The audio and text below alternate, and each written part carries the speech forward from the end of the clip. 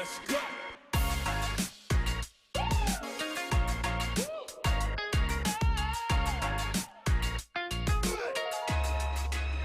Do a fireside chat next. CREtech, you may know, as the largest event research and data platform devoted to the commercial real estate technology sector. CREtech annually produces sold-out events in New York, Boston, and LA, and has built the biggest community of real estate tech professionals in the world. We are thrilled to have the CEO of CREtech here today for a fireside chat with our founder. So please welcome to the stage Michael Beckerman and KP Reddy.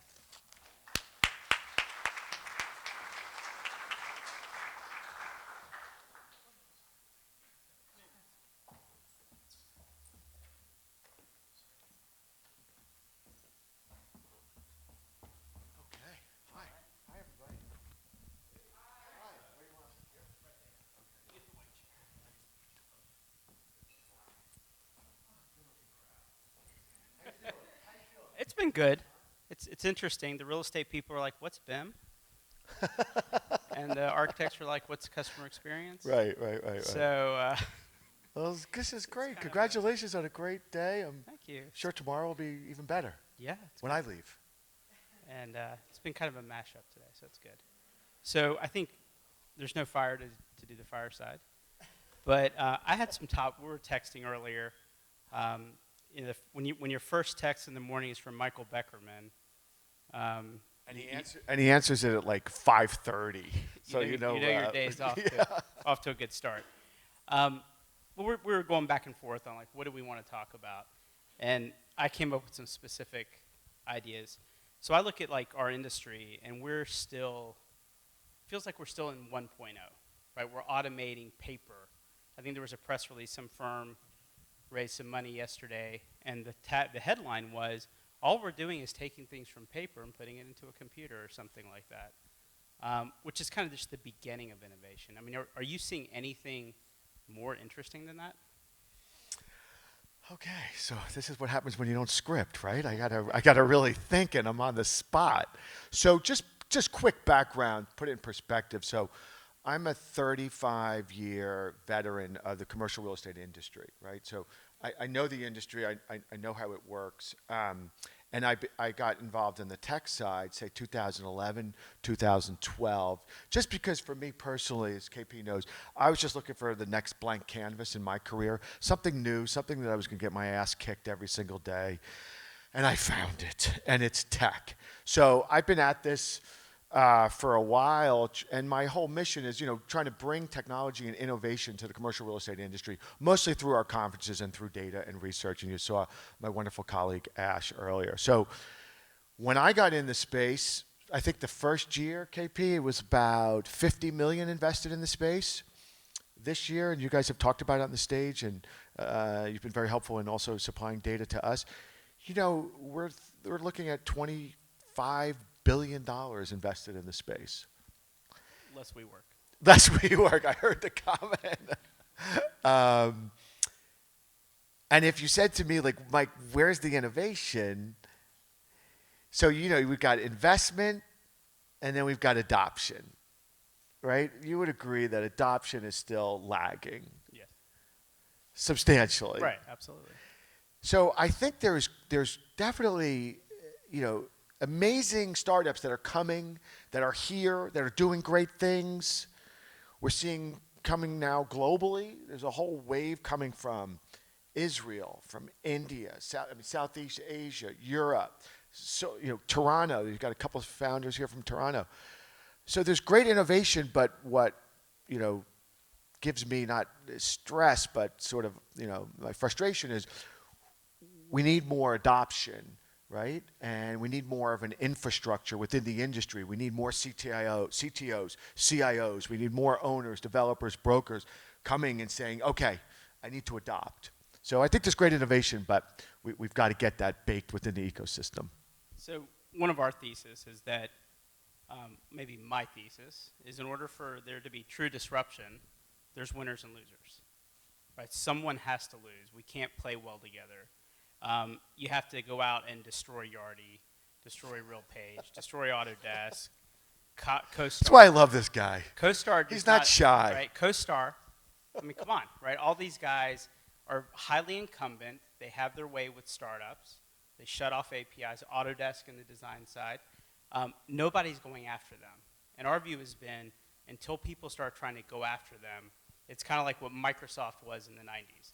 Until Google showed up and started giving stuff away, we all just had Microsoft Office on our desktop. We were stuck.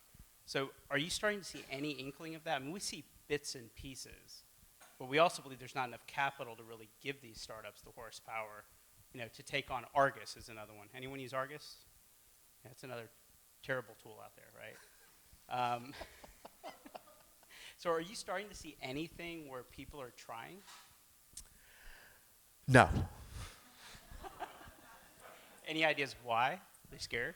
Yes.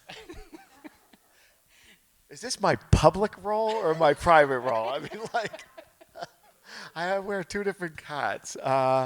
No, because I think, KP, to your point is, startups need traction. You're a very sophisticated investor. You want to see adoption and revenue, and they're going after the low-hanging fruit.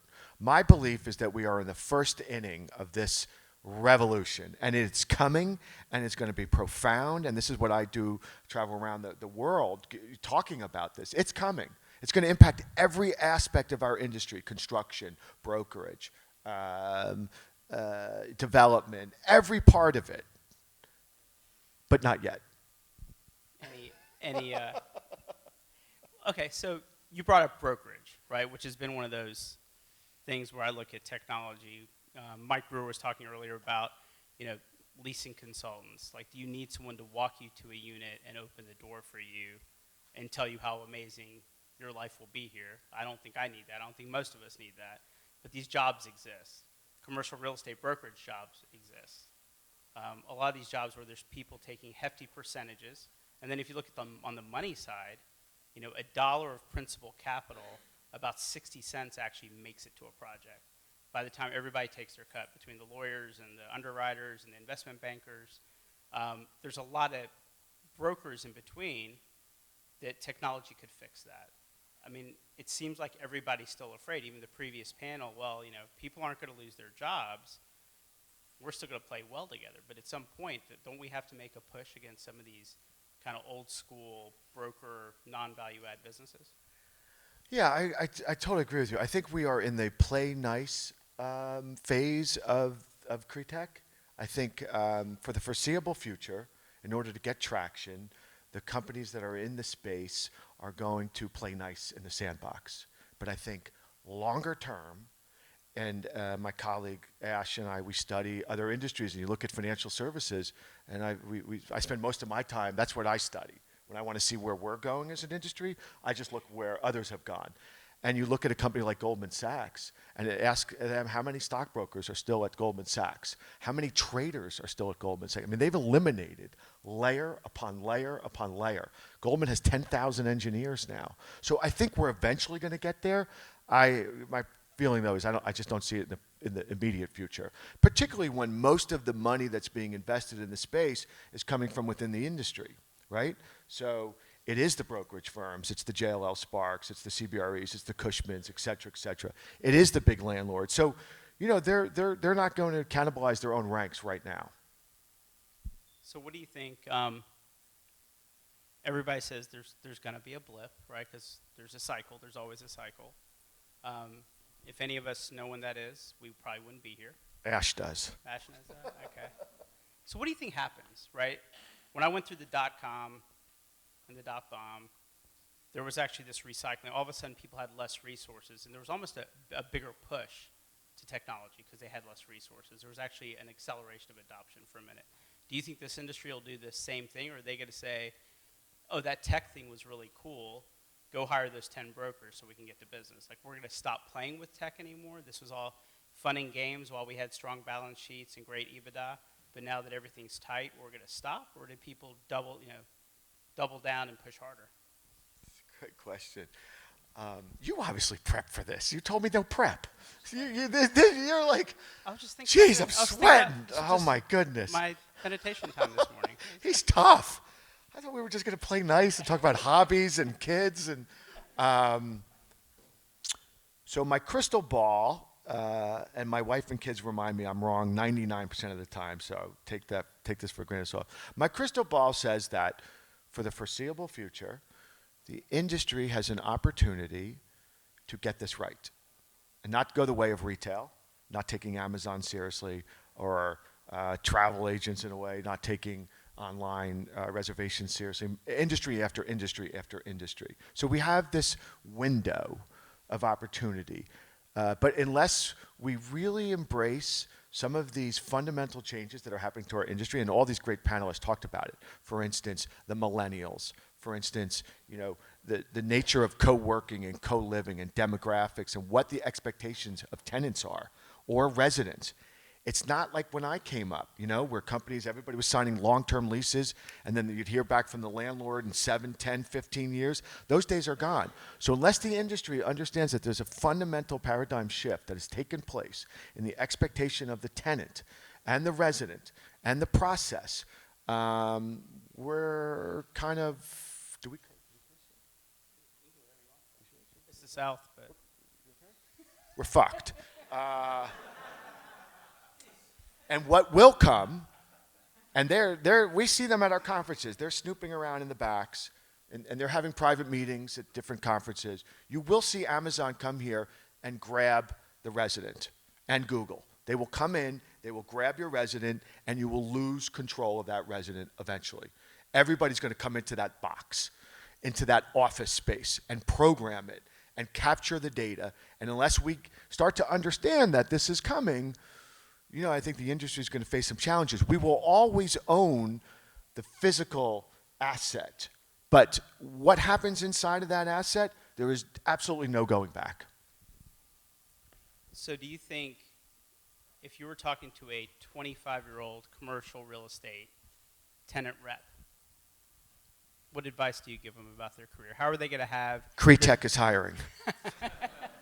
I mean, are they going to have the same career that their dad had? No. Again, KP, great question. Again, study financial services. It's the closest model to ours.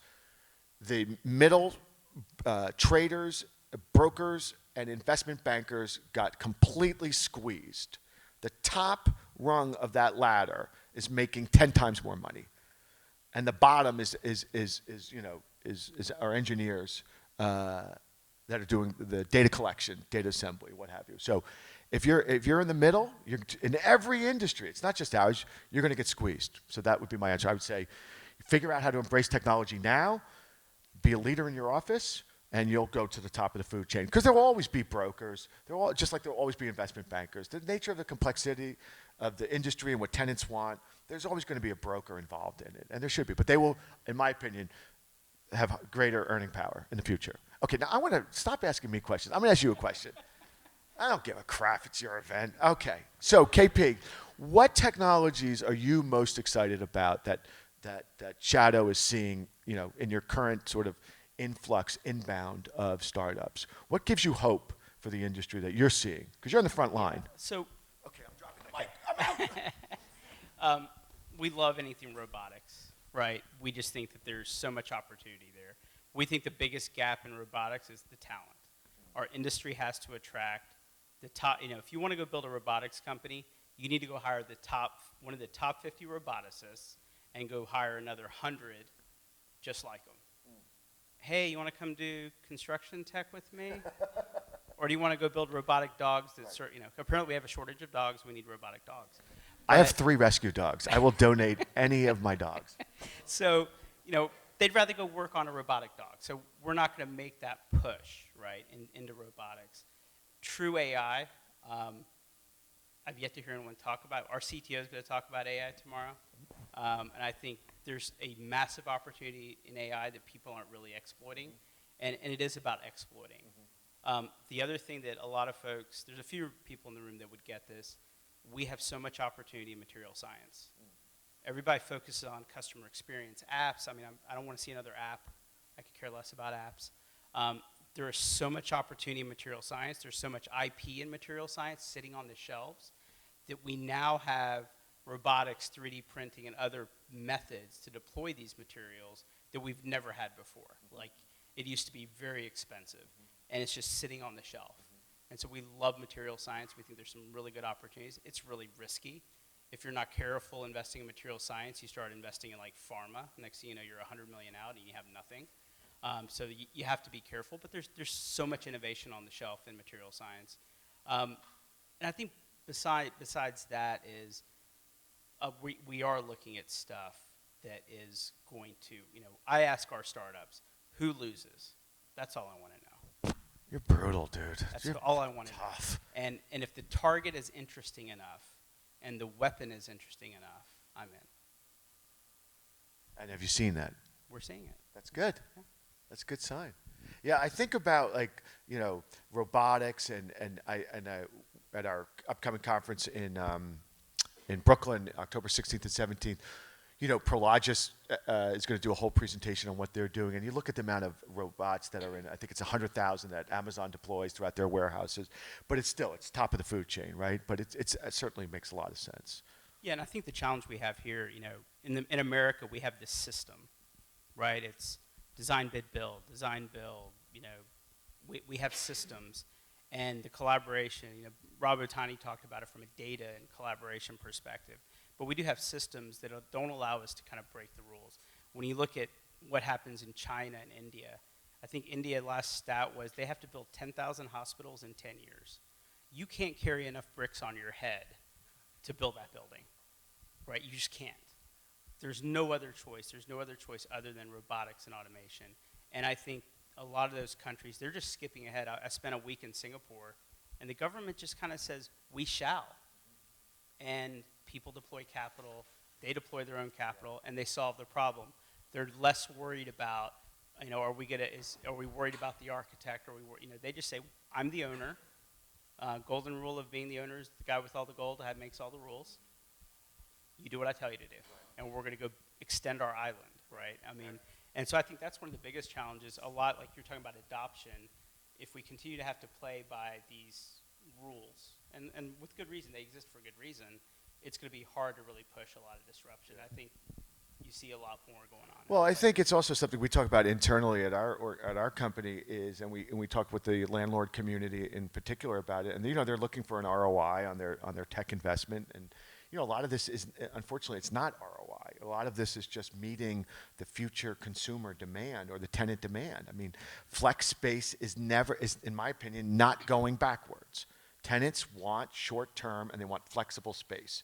Residents want that as well. Buildings need to be collapsed and put together differently depending upon, the demand. And I think so the industry needs to embrace this ethos of innovation that they've never had to embrace before. So that's sort of part of our challenge, which is to get the industry to listen to what's happening, to pay attention to outside forces, which are going to force the change, because that's what I'm talking about. Like, at some point, it's not just going to be within inside this industry. It is the largest industry on earth measured by global GDP. I think it's like 16%, right? It's the industry spends the least amount on reinvesting in innovation, 1%, right? Where other industries are 3 to 8, right? And it's worked so far. It's worked great, right? Look at a city like Atlanta or New York where we are, or other metropolitan areas and other cities that are growing. It's working great, but it won't always be this way. There's too many outside forces. So technology, to your point, it's not a bubble. It's every organization, every company must embrace this, because technology is eating the world, and that's not going to go away. That's only going to accelerate. So one of the things that's been interesting when we're at lunch is we still see this siloed effect. Commercial real estate, design and construction, everybody's kind of doing their own thing. And I joked earlier, the construction real estate folks are scratching their head, what's BIM? And Rob Otani probably gave them a headache because they're just lost. But at some point, the industry as a whole has to work together, right? It has to engage together. There's data that the commercial real estate industry has that would be very useful to their structural engineer, their architect, their landscape architect. Why aren't we seeing enough like a total system? If you think about manufacturing in an MRP system, right, like an ERP system, it's from beginning to end. It's the entire supply chain, from PLM to supply chain and all that. it doesn't seem like we're connecting the dots. Like, why do you? No, and I don't think, honestly, KP, I don't think we're going to in the near term. I think when people looked at this industry from outside, and they would say things like, or I mean, from the inside, and they would say things like, oh, companies will never be able to infiltrate commercial real estate from a technology point of view because it's too complicated, and there's too many different constituents groups. And I think that is true for the foreseeable future. But I think we're going to see new types of real estate companies emerge that'll be built from the ground up, and they will have that sort of ethos about simplicity and synergy. But I think to get the various pieces of the industry to work together when there aren't even people within the same organizations that speak the same language are going to be tough. But we have fun with WeWork because we can and we should. But my feeling about WeWork is they're a real estate company, right? They're not a tech company, right? Let's call it like it is. They're a real estate company. And from what I know, from people that I know that are in there, they're going to emerge in some capacity as a real estate developer, owner, landlord. That this co-working flex thing is just the beginning. Whether or not, that's apparent or not. But I just think you're going to see new models emerge that we haven't seen yet and we can't predict. Yeah, I mean, we're very close to WeWork, and I think I know. The one thing I fall back to is talk to their customers. Customers love them. Their customers absolutely love them. Now, if they can figure out how to work out the business model to make money off their customers loving them, then they're in business. Right. But to even just think about, again, taking WeWork aside, and Ash did a great job with his panel on co-living, right? What WeWork or Knotel or Industrious or any of those understand, and that the co-living operators understand, or the apartment hotel operators understand, is one thing better than most people in the commercial real estate industry, which is they understand the customer. And space as a service as a concept, I didn't invent that. Anthony Slumbers or Dror Poleg or KP invented it. That's like the cat's out of the bag. Like, that's it. We're done. We have to change our mindset now to understand we've got to be responsive to the customer. Whereas this industry was very, very good in the deal mode. We'd chase the deal. We would love them. We would close it. We'd lock the key, put it away, and we wouldn't see them for a while.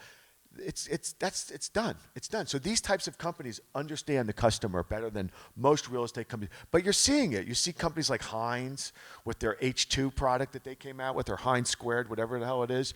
That's them saying, okay, we get it. You watch Lisa Picard from Equity Office. She'll do a presentation at our event. She's going to talk about, like, their portfolio consists of very, very, very, very, very, very short term, short term, and a little bit longer than that. And that's a fundamental shift in the mindset. So I think that's the future. And those companies will win. What do we think about CREtech? Jesus, what are you killing me here? I got to sell tickets, man. I got like sponsors. I love them. They'll be at CREtech October 16th, 17th in Brooklyn. Sell out. Totally, dude. I mean, we're a startup ourselves, man. I mean, I think it's interesting, right? I got to pay the friggin' bills. I'm staying like 10 miles from here because I can't afford to stay here. Ash is staying at the Moxie. It's like 15 square feet, that room. I mean, I think CREtech is an interesting story, right? Okay, well then let's talk about it. KP, what do you think about CREtech? Well, you're not helping out here at all. I mean, big idea, makes sense, but they've since acquired an architecture firm, three construction companies. Yeah. It feels like they're a design build roll up. It looks like they're AECOM 2.0, right? Am I wrong, or is there something there that you're seeing different?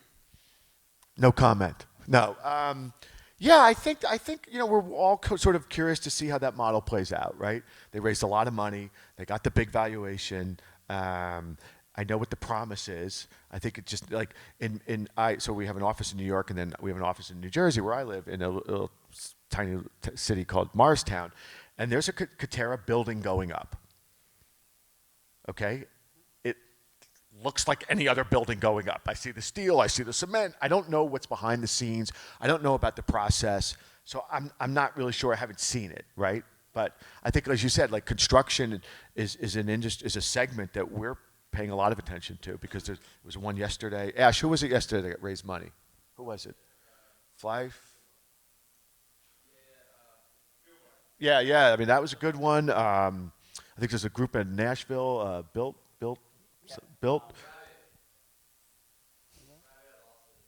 Okay, there you go. So one thing we haven't seen yet, right? We're seeing valuations. We're seeing the WeWork IPO type of stuff. We're seeing some mergers, really. Two startups that maybe aren't going to make it together, make it alone, are merging to make it together. We're seeing that patterning. What we haven't seen, with the exception of maybe Oracle a little bit, we haven't seen the mainstream software folks make acquisitions. We haven't seen IBM, who has a massive asset management software portfolio through Maximo and Tririga. We haven't seen them make a play. We haven't seen Microsoft, who's tried a couple times. We have seen Oracle a little bit. When do you think we're going to start seeing Google or Microsoft or IBM say, you know what, we need to be in this space. We're going to go start making acquisitions. Are you seeing any of those? No, I'm not seeing it yet, but I mean, it's inevitable, right? They will come. We see Google Ventures right here. We see big Silicon Valley, Sequoias of the world, and the Greylocks are all here. But I think, again, it's still so early that I think that people are looking for a couple big wins. And we just haven't seen them yet. I definitely think the M&A space is going to accelerate the rest of this year, next year. We've already seen it. CoStar is active on the M&A front now. This race to be the Bloomberg of CRE is in full bloom right now. So MRI, Procore, Yardy's coming. I think Yardy's got a marketplace product that they're about to launch of some sort. So I think that that's what VTS is trying. I think that's going to be the next iteration of CREtech in the short term. I think, and that's why I think you're seeing so much of the money go late. That's why it's so great to see some folks like you lead in early, because we need more early. We need more early stage. But I think a lot of it now is going to be the M&A work. Do you have any ideas on how we attract better technical talent into? I mean, I appreciate folks that had a background in commercial real estate, went to General Assembly, took some courses. They know how to code some things, and they call up their old college buddy to help out. But we're not really attracting the talent, like the real talent that's come out of financial services did it well. Their model was simple: just throw them lots of money, right? We don't quite have that yet. I mean, do you think there's a way to make our industry more sexy for technologists to kind of feel like they're pioneers? They can come in. I mean, what do you think the hack is there? Do you have any ideas? So I think about it a lot, and I'm going to, I think it's University of Michigan School of Real Estate or something like that in a couple of weeks. I think it's going to be the next generation. I think it's going to be like when I was here last year with you, there's a group of Georgia Tech was here, right? When we go up to MIT and we do a conference, we see a bunch of MIT kids. In NYU, we're doing something with Shack School, which Ash is involved in. So I honestly think, I wish it was going to be my generation's too old, maybe your generation, but I think it's going to be the next one that's coming in. And again, I think we just got to get it out there. We need to get to the campuses. We need to talk to them. We need to educate them as to what's going on and what the opportunity is. But I think that's where it's going to come from. And again, you go to other cities, right? And development talent isn't as scarce. So I don't think this is a New York, San Francisco industry. I think this is a Atlanta and Omaha and Chicago and Austin and Nashville and et cetera, et cetera, et cetera. So I think in the sense that we're not going to be a New York, San Francisco thing, gives us also opportunity and hope. I think we're starting to run out of time. I think we got extra time. I'm stressed, man. That was right. tough. I'm not used to getting that kind of... You told me we're just going to have like a little chat, a little fireside thing. No fire, but I'll send you a little, I don't know, man. Send you a little You guys about emojis. Katera and WeWork and... Who else are your sponsors? But I seriously want to thank you and all your leadership in the industry, because that's what really makes a profound difference is, with KPU and Shadow and doing this event and just reaching new people. And, I'm just very appreciative and thank you for giving us the opportunity. And thank you all for coming and learning about CREtech and this young, growing, cool industry. Is it sexy yet? I don't know. You're sexy. See how you try to keep me from asking you the hard questions? I thought we're done. That flattery. Does anybody have any questions? I know we have a little bit of time for either me or Michael, or give them to me to ask Michael. Bored the crap out of them. No? They want to drink. Ray? Oh. Question, but I first want to say, Michael, excellent. Thank you for being here. I love hearing the way you think about things. I wanted to you asked a question on attracting the tech talent, and I think Michael kind of pointed out that we are in a different place, and we are going to attract the Omahas, the Austins, and so forth. And those people think very differently about what success looks like, and I think it comes to actually bringing real value and being able to see it by way of metrics. And so I think if we think in terms of those lines, we're probably melding the two of what you just spoke to is exactly what we need to promote, because those are the people that are in those ecosystems. That's a great comment. I mean, the other part of me wants to pick on his community a little bit on the venture side, because the other part of me says, like, and this is this tension in our world, right? We've got startups that are young in terms of their history, and the founders are typically on the younger side. And then, we've got wonderful people like KP and Shadow Ventures and my friend Mome from PSP and others who are investing.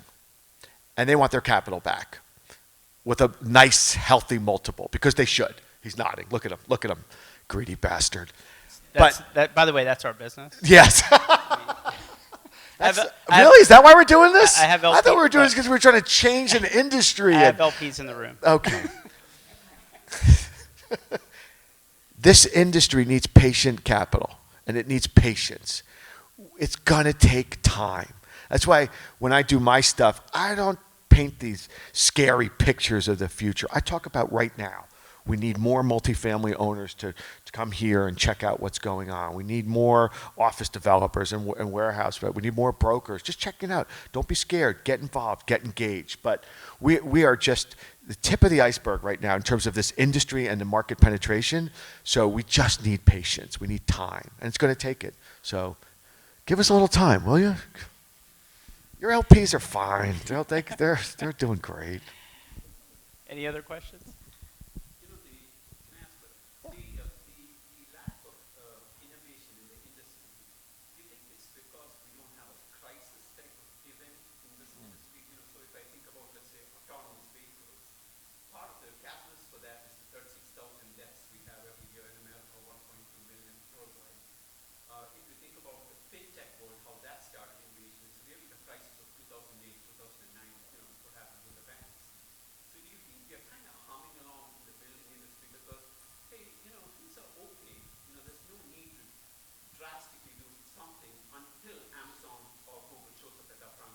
So the question was, Great question. do we need a crisis?